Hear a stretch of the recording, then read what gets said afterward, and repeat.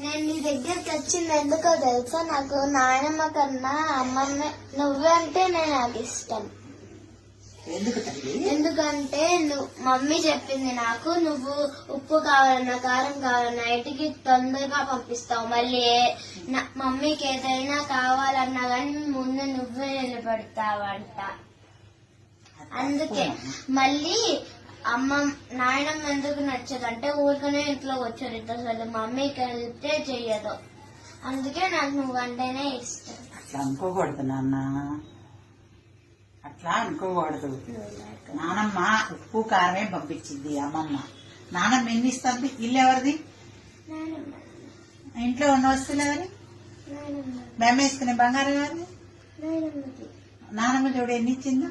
రోజు ఎంత డబ్బులు ఇస్తుంది? మీ డాడీ కొన్ని రోజులు జాబ్ లేకపోతే ఎవరు చూసారు? మా నాన్నమ్మ ఎంత మంచిది, ఇవన్నీ ఇస్తుంది. నేను ఓళ్ళు ఉప్పు కారం పప్పు, ఓకేనా? అవన్నీ కాదు, రోజు ఇంట్లో ఉంటది కాబట్టి అమ్మని ఏదైనా పని మీద కసరొచ్చు.